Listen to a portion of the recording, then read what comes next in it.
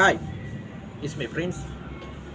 November 14 actor സൂര്യയെ സംബന്ധിച്ചിടത്തോളം, തമിഴകത്തിൻ്റെ നടിപ്പിൻ നായകൻ സൂര്യയെ സംബന്ധിച്ചിടത്തോളം അദ്ദേഹത്തിൻ്റെ ഒരു ലക്കി ഡേറ്റ് ആണെന്ന് പറയാം. കാരണം 1998 തുടങ്ങിയ അദ്ദേഹത്തിൻ്റെ കരിയറിൽ ആദ്യത്തെ ഹിറ്റ് സംഭവിക്കുന്നത് 2001 നവംബർ 14 നന്ദയായിരുന്നു ആ ചിത്രം. അതിനുശേഷം 2008 പുറത്തിറങ്ങിയ വാരണമായിരം എന്ന സിനിമ അദ്ദേഹത്തിൻ്റെ കരിയറിനെ വേറെ ലെവലിലേക്ക് കൊണ്ടുപോയി. ഇന്നും പലരുടെയും ഫേവറേറ്റ് സൂര്യ ചിത്രങ്ങളിലൊന്നാണ് വാരണമായിരം. പ്രത്യേകിച്ച് അതിൻ്റെ സോങ്സും കാര്യങ്ങളൊക്കെ എൻ്റെ ഫേവറേറ്റ്, അല്ലെങ്കിൽ ഞാൻ ഏറ്റവും കൂടുതൽ കണ്ട അദ്ദേഹത്തിൻ്റെ സിനിമ എന്ന് പറയുന്നത് വാരണമായിരമാണ്. അതും റിലീസ് ചെയ്തത് നവംബർ 14 2008.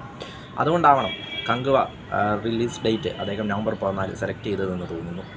ഒരു കാലത്ത്, ഒരു സമയത്ത് തമിഴകത്തിൻ്റെ ഏറ്റവും വെല്ലുവിളിപ്പുള്ള താരമായിരുന്നു സൂര്യ.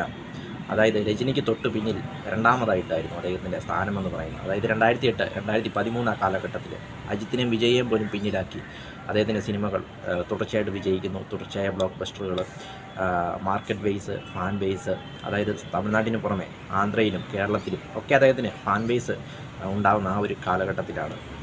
കർണാടകയിലും സൗത്ത് ഇന്ത്യ മൊത്തം അദ്ദേഹത്തിന് വൻ ഫാൻ ബേസ് ഉണ്ടായത് ആ ഒരു കാലഘട്ടമാണ്. അതായത് രജനിക്ക് തൊട്ട് പിന്നിൽ രണ്ടാമതായിരുന്നു അദ്ദേഹത്തിൻ്റെ സ്ഥാനമെന്ന് പറയുന്നത്. മാർക്കറ്റ് ബേസ് എല്ലാം, സാലറി ബേസ് ആയിക്കോട്ടെ, മാർക്കറ്റ് ബേസ് ആയിക്കോട്ടെ, ഫാൻ ബേസ് ആയിക്കോട്ടെ, അദ്ദേഹത്തിൻ്റെ സിനിമകൾ തുടർച്ചയായിട്ട് ബോക്സ് ഓഫീസിൽ കുതിക്കുന്ന കാഴ്ചയാണ് ആ ഒരു കാലഘട്ടത്തിൽ നമ്മൾ കണ്ടത്. അതിനുശേഷം 2014 തൊട്ടാണ് അദ്ദേഹത്തിൻ്റെ ആ ഒരു കരിയറിലെ ഒരു ഡൗൺ ആരംഭിക്കുന്നത്. 5 തൊട്ട് ഇങ്ങോട്ട് പിന്നീടുള്ള സിനിമകൾ നമ്മളെ നിരാശപ്പെടുത്തി. അതിൽ നിന്നുമെല്ലാം ഒരു തിരിച്ചുവരവായിരിക്കും ഈ കങ്കുവ എന്നാണ് എല്ലാവരും പ്രതീക്ഷിക്കുന്നത്.